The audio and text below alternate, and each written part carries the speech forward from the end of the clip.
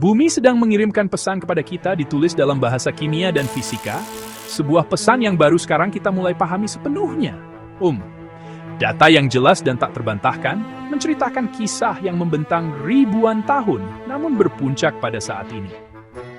Menurut NASA, konsentrasi karbon dioksida di atmosfer kita telah melonjak ke tingkat yang belum pernah terlihat setidaknya dalam 800.000 tahun. Lonjakan dramatis yang bertepatan sempurna dengan dimulainya era industri. Ini bukan fluktuasi alami atau ritme planet siklus. Ini adalah perubahan yang mendalam dan cepat dari sistem dasar dunia kita. Akibatnya, bukan lagi prediksi abstrak yang dibisikkan dalam jurnal ilmiah, tetapi kenyataan yang dialami oleh jutaan orang, bermanifestasi sebagai gelombang panas yang belum pernah terjadi sebelumnya, badai yang dahsyat, dan kekeringan tanpa henti yang mengubah aturan musim dan kelangsungan hidup. Transformasi atmosfer ini bukanlah tindakan alam, melainkan konsekuensi langsung dari peradaban manusia. Selama beberapa generasi, kita telah membangun dunia yang sangat nyaman dan terhubung, dunia yang ditenagai oleh zat-zat yang kini mengancam stabilitasnya. Inti dari krisis iklim terletak pada ketergantungan kita yang mendalam dan sudah lama pada bahan bakar fosil. Batu bara, minyak, gas alam. Batu bara, minyak, dan gas alam adalah hantu dari sinar matahari purba, sisa-sisa kehidupan prasejarah yang terkompresi yang telah kita bangkitkan untuk menggerakkan dunia kita. Ketika kita membakar bahan bakar ini, kita melepaskan sejumlah besar karbon yang telah terkunci jauh di dalam bumi selama jutaan tahun. Proses ini telah menjadi mesin metabolisme masyarakat modern, bagian yang tampaknya sangat diperlukan dalam kehidupan kita sehari-hari. Setiap kali kita menyalakan lampu yang ditenagai oleh pembangkit listrik tenaga batu bara, setiap kali kita mengemudikan mobil bertenaga bensin ke toko kelontong, kita berpartisipasi dalam reaksi kimia besar yang mengubah planet ini. Hasilnya adalah gumpalan karbon dioksida yang terus-menerus dan terus bertambah yang mengalir ke atmosfer. Mekanismenya sangat sederhana, sesuatu yang mirip dengan membungkus planet dengan selimut yang semakin tebal. Karbon dioksida adalah gas rumah kaca, artinya sangat baik dalam memerangkap panas. Sinar matahari melewati atmosfer dan menghangatkan permukaan bumi, yang kemudian memancarkan panas kembali ke luar angkasa. Molekul CO2 mencegat sebagian panas yang keluar ini, mencegahnya keluar, dan memancarkannya kembali ke tanah. Efek rumah kaca ini alami dan diperlukan untuk kehidupan. Tetapi emisi skala industri kita telah membuat sistem tidak seimbang. Kita menambahkan lapisan demi lapisan ke selimut, menyebabkan planet menahan lebih banyak panas daripada yang seharusnya, menyebabkan kenaikan suhu global yang stabil dan tak terhindarkan yang sekarang kita saksikan. Sementara emisi kita secara aktif menambahkan karbon ke atmosfer, aktivitas manusia lain yang sama merusaknya melumpuhkan kemampuan planet untuk menghilangkannya. Ini adalah kisah deforestasi, penghancuran sistematis hutan dunia. Pohon adalah gudang karbon alami yang hebat.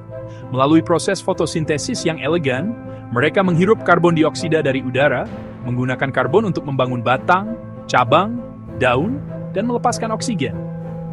Hutan yang matang dan berkembang adalah waduk karbon yang besar dan hidup.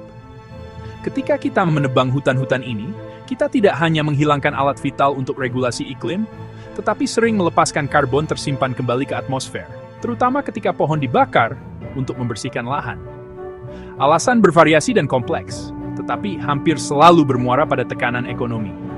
Sebagian besar hutan hujan Amazon dibersihkan untuk peternakan sapi dan untuk menanam kedelai. Di Asia Tenggara, hutan gambut dikeringkan dan dibakar untuk perkebunan kelapa sawit. Produk kelapa sawit ditemukan di banyak barang konsumsi, kue, kosmetik. Ini bukan kerja beberapa individu dengan kapak.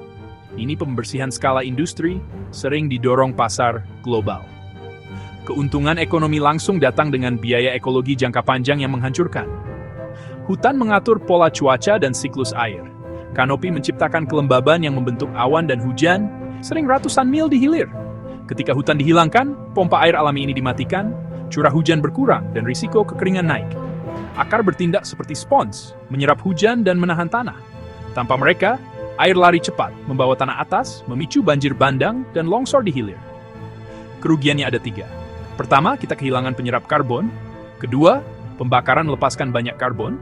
Ketiga, layanan ekologis hilang, menjaga siklus air, mencegah erosi, dan menampung keanekaragaman hayati. Kita membongkar sistem pendukung kehidupan, menukar ketahanan jangka panjang dengan keuntungan jangka pendek, meninggalkan planet lebih miskin dan berbahaya. Bagian 4, kabut industri yang membutakan kita.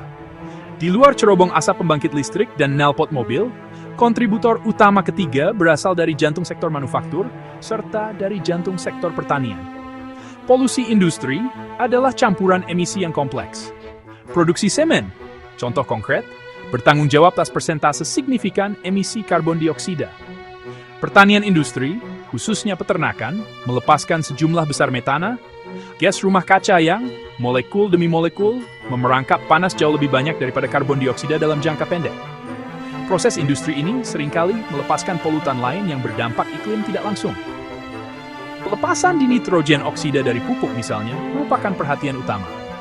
Limbah industri yang dibuang ke sungai, limbah padat ke tempat pembuangan, semuanya memiliki jejak lingkungan.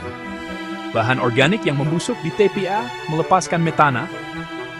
Saluran air tercemar mengganggu ekosistem akuatik.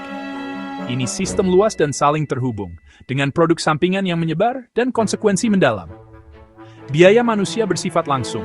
Emisi yang mengubah iklim juga mengotori udara lokal, memicu penyakit pernapasan dari asma hingga bronkitis.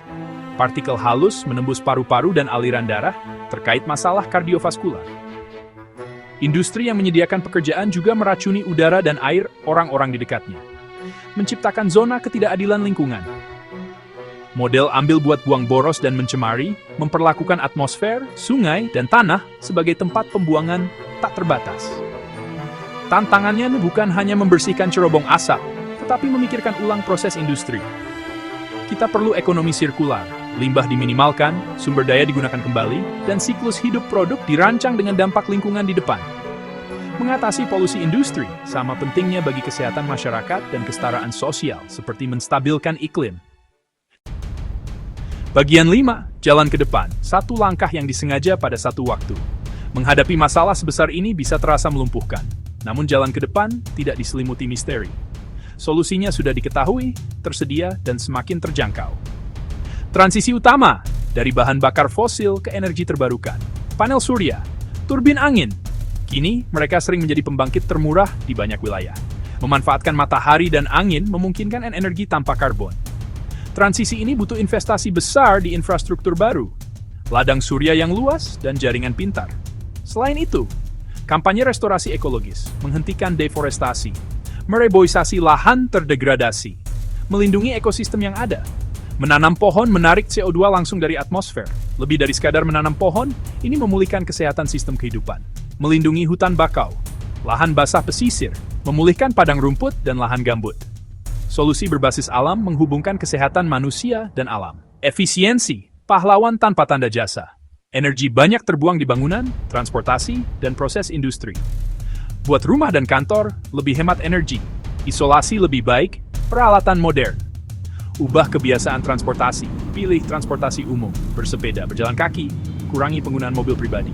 Industri perlu teknik efisien dan bergerak menuju ekonomi sirkular. Ini buah yang mudah diraih, lebih banyak dengan lebih sedikit. Pergeseran teknologi dan ekologis butuh dukungan kebijakan dan perilaku. Tetapkan harga karbon, standar efisiensi, dan investasi publik energi bersih.